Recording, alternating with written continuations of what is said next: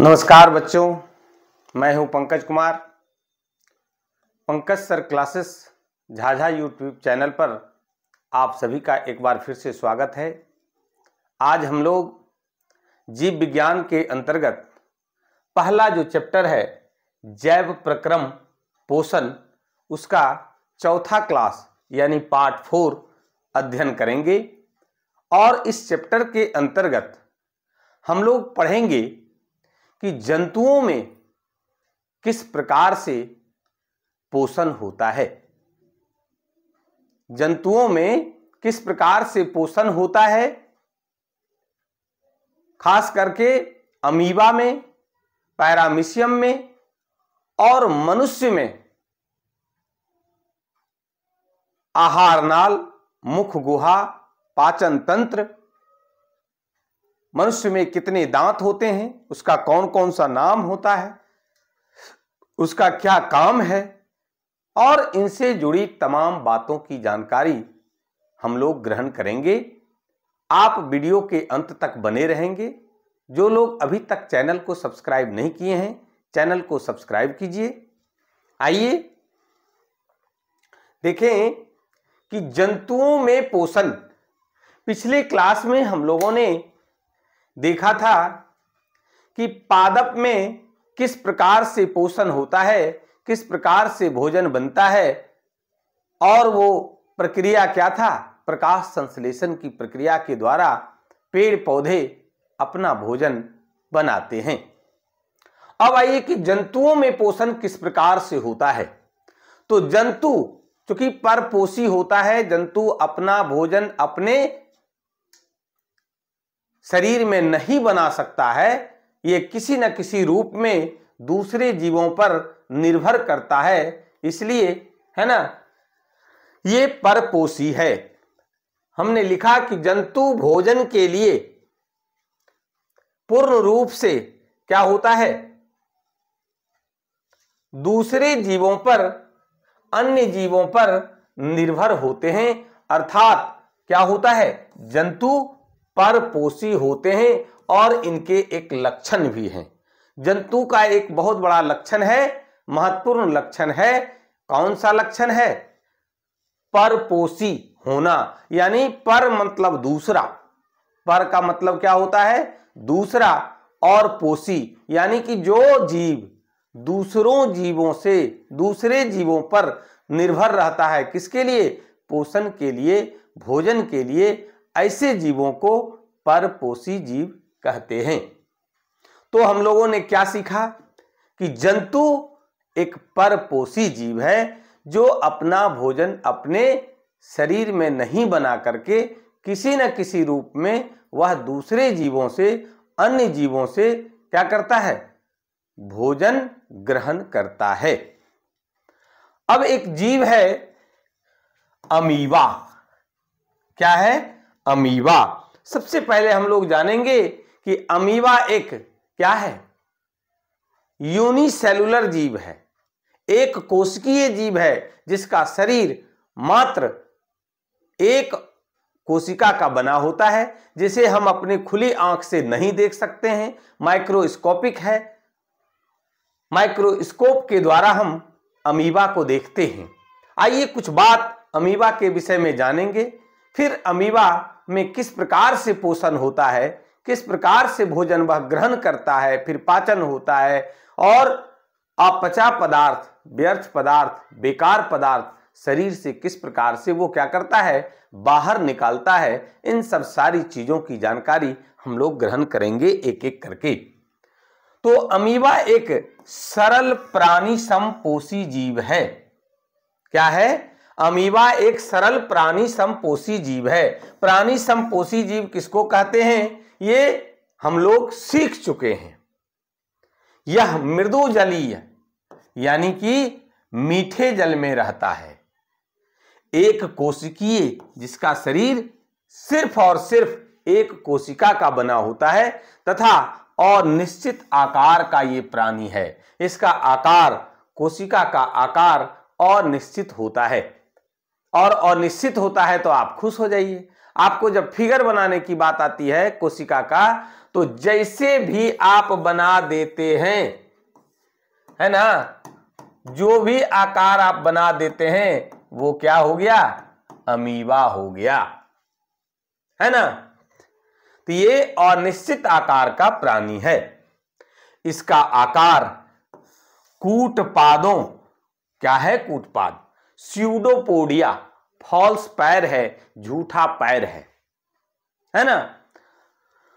कूटपादों के बनने और बिगड़ने के कारण क्या होता है, बदलते रहता है। आपसे एक सवाल करेगा कि अमीबा का आकार अनिश्चित होता है, क्यों अनिश्चित होता है? क्योंकि कूटपादों के बनने और बिगड़ने के कारण ऐसा होता है। क्या है कूटपाद? तो कूटपाद झूठा पैर, फॉल्स पैर कहिए उसको। स्यूडो मीन्स होता है फॉल्स, पोडिया पाद। जैसे ही होता है कि कोई भोजन जैसे ये देख लिया, अब इधर से ये क्या करता है, कूटपाद का निर्माण दोनों साइड से कर लेता है ना, और इसको क्या करता है, धीरे धीरे घेर लेता है। और इसी कूटपाद के बनने और बिगड़ने के कारण अमीबा का आकार क्या होता है, अनिश्चित होता है। इसके शरीर में पोषण के लिए कोई विशेष रचना नहीं होती है ना, कि भोजन ग्रहण करने के लिए मुख जैसा कोई क्या है, रचना नहीं होती है।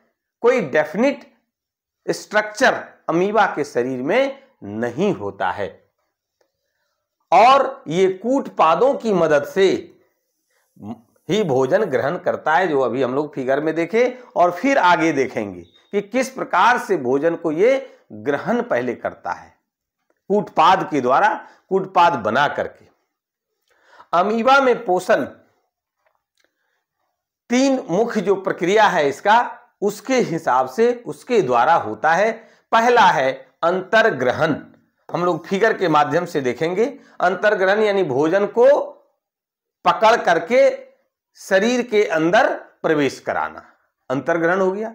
फिर उसमें किस तरह से पाचन होता है उस पर भी अभी चर्चा करेंगे, और पचा हुआ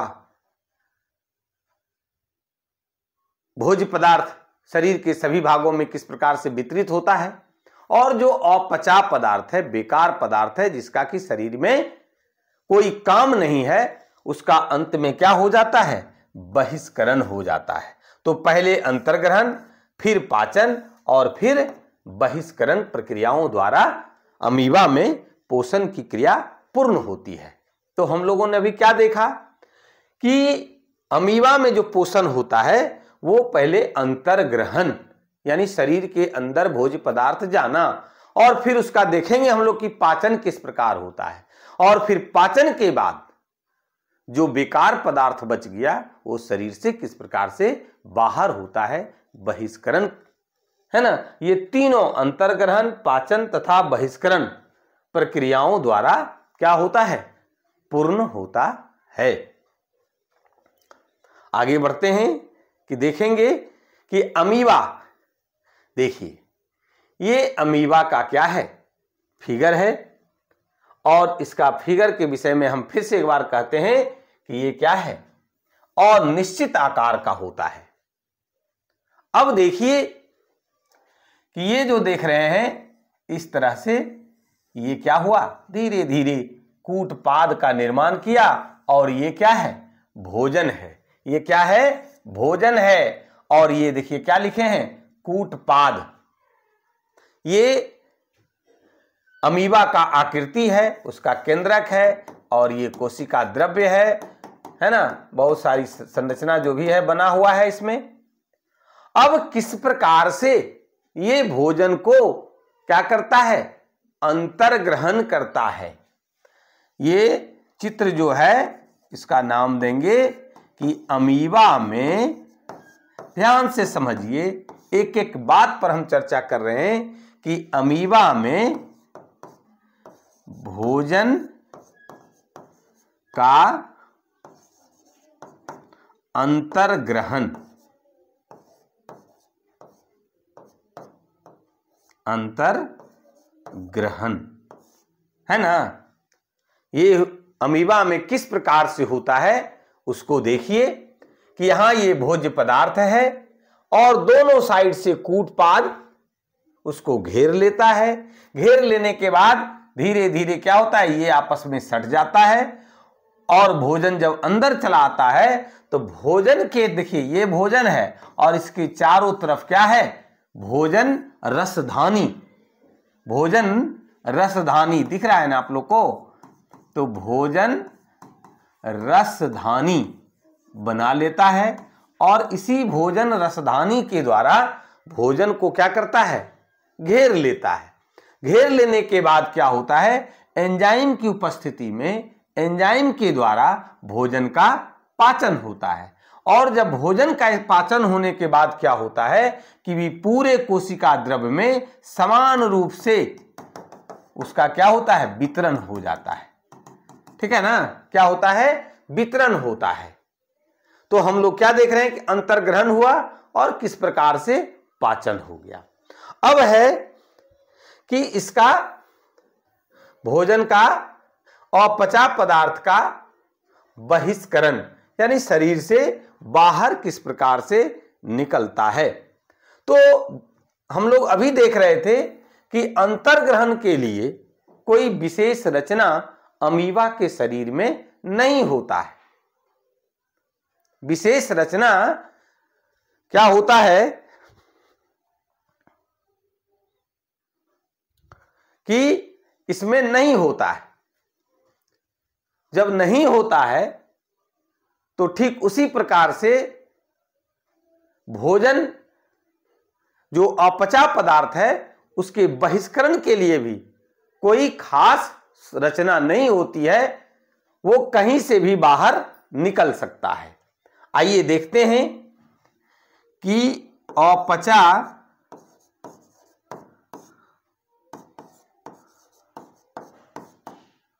पदार्थ का बहिष्करण किस प्रकार से होता है उसको जरा सा हम लोग देखते हैं। सबसे पहले देखिए, ये केंद्रक है, ये अमीबा है, ये भोजन देखिए भोजन रसधानी के अंदर है और अपचा पदार्थ जो पच गया, जिसका पाचन हो गया एंजाइम की उपस्थिति में, वो पूरे कोशिका द्रव्य में क्या होता है, समान रूप से वितरित हो जाता है ना। लेकिन जो अपचा पदार्थ है वो देखिए किस तरह से, इस फिगर में देखिए कि ये धीरे धीरे पहले इसका किनारे वाला भाग में ये पहुंच जाता है। दूसरे में क्या होता है कि ये कोशिका झिल्ली टूट जाता है और वो फिर बाहर निकल जाता है। अगला जो फिगर है इसमें क्या होता है, देखिए पूर्ण रूप से अपचा पदार्थ शरीर से बाहर निकल जाता है। इस प्रकार से अमीबा में भोजन का सबसे पहले अंतर्ग्रहण होता है और फिर पाचन होता है, और पाचन होने के बाद जो अपचा पदार्थ है, बेकार पदार्थ है, जिसका शरीर में कोई उपयोग नहीं है, वो फिर इस तरह से बाहर निकल जाता है। अब आइए आगे है कि अमीबा का बड़ा ही इंपॉर्टेंट है कि अमीबा भोजन करता क्या क्या है, कौन कौन से पदार्थों को वह भोजन के रूप में ग्रहण करता है। क्योंकि अमीबा है क्या, एक कोशिकीय जीव है जिसको कि हम खुली आंख से देख भी नहीं सकते हैं, मृदु जली है जो मीठे जल में पाया जाता है। तो वो क्या खाएगा, तो जो भी खाएगा वो अपने से छोटे चीजों को ही खाएगा। तो अमीबा का जो भोजन होता है वो शैवाल, एल्गी का छोटा छोटा टुकड़ा, जीवाणु, बैक्टीरिया, डाइटम और अन्य एक कोशिकीय जीव तथा मृत कार्बनिक पदार्थों के छोटे छोटे टुकड़े इत्यादि को वो भोजन के रूप में अमीबा क्या करता है, ग्रहण करने का कार्य करता है। आगे है पैरामीशियम। क्या है बाबू, पैरामीशियम क्या है पैरामीशियम? तो पैरामीशियम भी एक कोशिकीय जीव है। क्या है? पैरामीशियम भी एक कोशिकीय जीव है जिसको कि हम लोग खुली आंख से नहीं देख सकते हैं। तो पैरामीशियम भी मृदु जलीय है, मीठा जल में पाया जाने वाला जीव है, ठीक अमीबा की तरह ही। प्राणी संभोजी वो भी है, ये भी प्राणी संभोजी है। जंतुओं के भोजन ग्रहण करने की विधि के द्वारा ये भी भोजन ग्रहण करता है। एक कोशिकीय है, शरीर इसका एक कोशिका का बना है और ये प्रोटोजोआ है। प्रोटोजोआ का मतलब क्या होता है?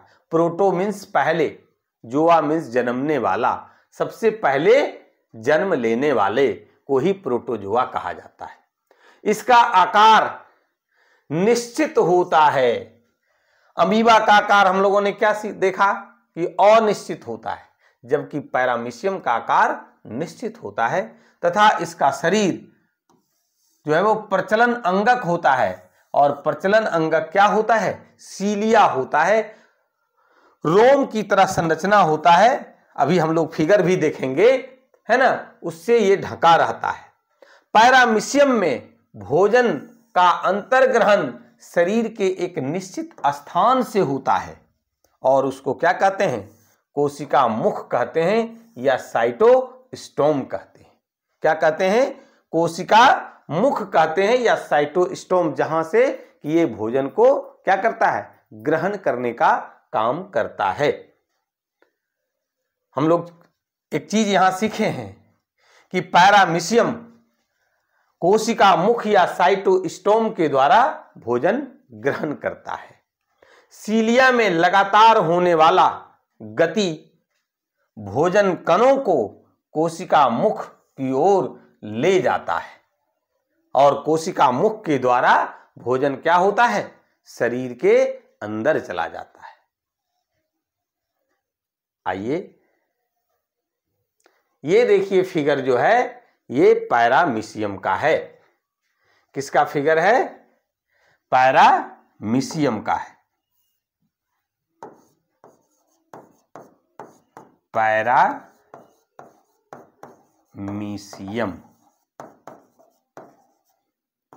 जो कि एक कोशिकीय है, प्राणी संभोजी है और मृदु जली है। और इसका आकार देखने से कैसा पता चल रहा है? ये चप्पल के आकृति का होता है, इसलिए इसे चप्पलाकृति भी कहते हैं। अब देखिए ये रोम की तरह जो बाहर बाहर दिख रहा है आपको फिगर में, ये क्या है? सीलिया है, लोकोमोटरी ऑर्गन है, ये प्रचलन अंगक है। इसके द्वारा, यही सीलिया के द्वारा क्या करता है? पैरामीशियम गति करता है, एक स्थान से दूसरे स्थान जाता है। अब देखिए कि ये है इसका, ये जो देख रहे हैं ये फिगर, यही है कोशिका मुख या साइटोस्टोम। और भोजन को देखिए, भोजन के कण को किस तरह से ग्रहण करता है, तीर चिन्ह के द्वारा दिखाया गया है ना। और जब भोजन इसके अंदर जाता है तो चारों ओर क्या बना लेता है? भोजन रसधानी बना लेता है। क्या बना लेता है? भोजन रसधानी बना लेता है। और भोजन रसधानी में एंजाइम होता है और एंजाइम की उपस्थिति में भोजन का पाचन होता है। पाचन होने के बाद जो आवश्यक पदार्थ है वो कोशिका द्रव्य में पूरे शरीर में समान रूप से क्या होता है? वितरित हो जाता है और अपचा पदार्थ शरीर से क्या होता है? बाहर निकल जाता है। यानी कि पैरामीशियम में भी भोजन का जो पाचन होता है, पोषण होता है, वो तीन विधियों के द्वारा, भोजन का अंतर्ग्रहण, फिर जो है वो पाचन भोजन रसधानी के अंदर एंजाइम की उपस्थिति में, और फिर जो अपचा पदार्थ है वो शरीर से क्या होता है? बाहर निकल जाता है। यानी भोजन का बहिष्करण होता है अपचा पदार्थ का। चलिए आगे बढ़ते हैं। आगे है कि मनुष्य का पाचन तंत्र। हम लोग आज के इस क्लास में ये जानेंगे कि मनुष्य के पाचन तंत्र से जुड़ी कुछ महत्वपूर्ण बातों को पहले जानेंगे। इसके बाद फिर इससे जुड़ी आहार नाल को देखेंगे कि किस प्रकार से आहार नाल होता है, किस तरह से भोजन का अंतर्ग्रहण होता है, फिर पाचन होता है, किस किस स्टेज में जाता है, फिर अवशोषण होता है।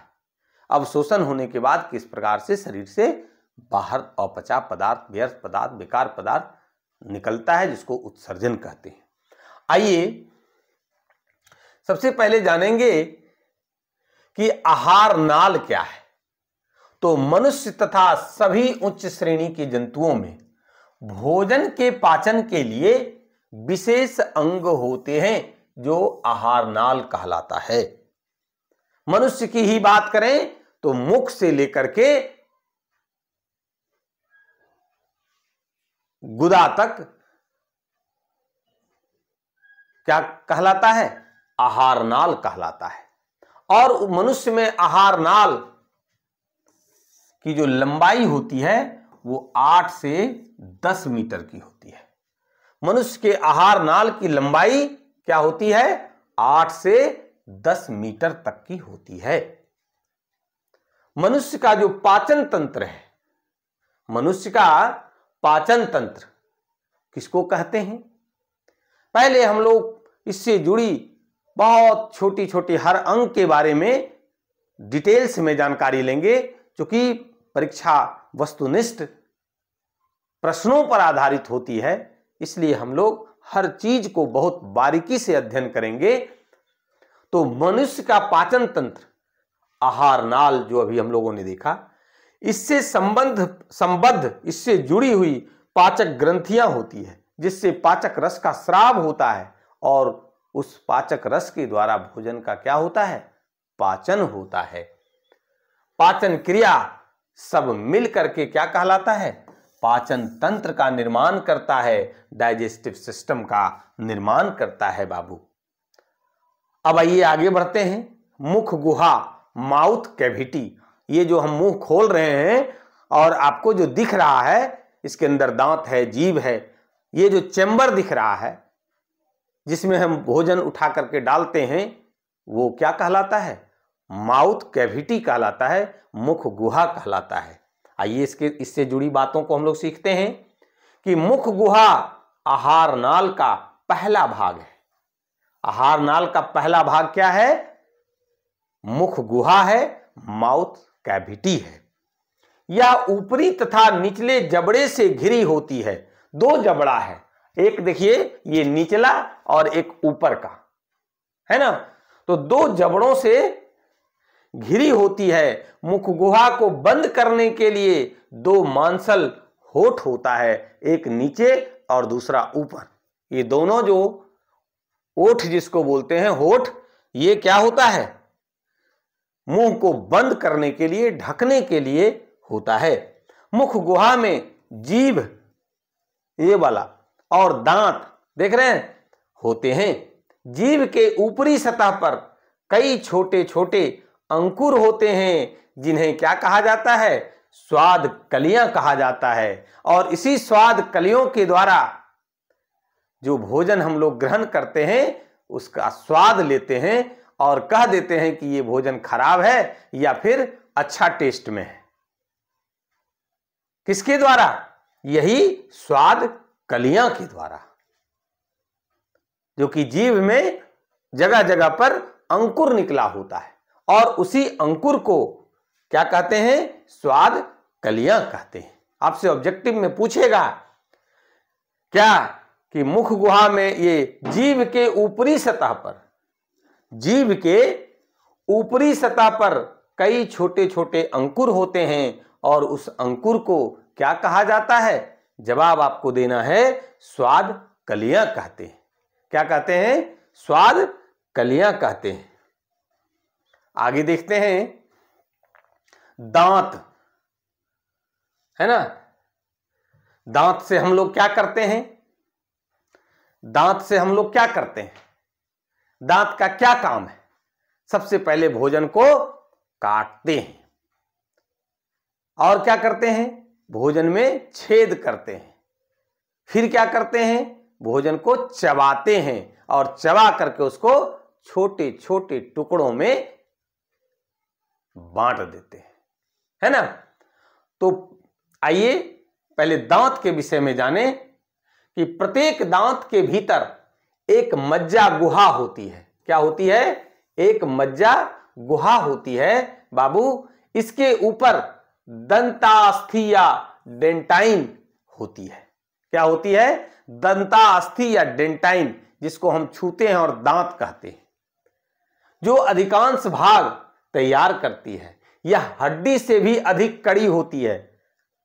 दांत हड्डी से भी क्या होती है, कड़ी होती है तथा पीले रंग की होती है।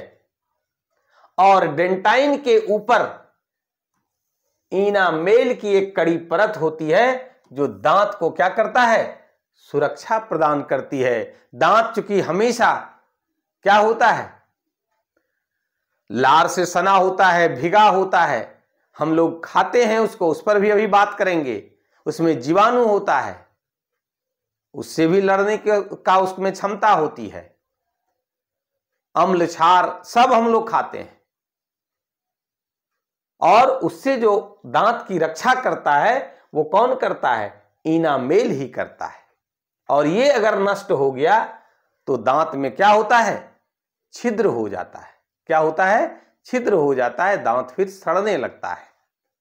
उस पर भी अभी बात होगी कि कैसे हम लोगों को दांत की सुरक्षा करनी है। एक वयस्क मनुष्य के मुख गुहा में कुल कितने दांत होते हैं, 32 दांत होते हैं। कितने दांत होते हैं, 32 दांत होते हैं। आप लोगों के मुंह में अभी 32 दांत नहीं हुआ होगा। जब 32 दांत हो जाएगा तो पूरा बुद्धि हो जाएगा। अभी आपके मुंह में 28 दांत हुआ होगा।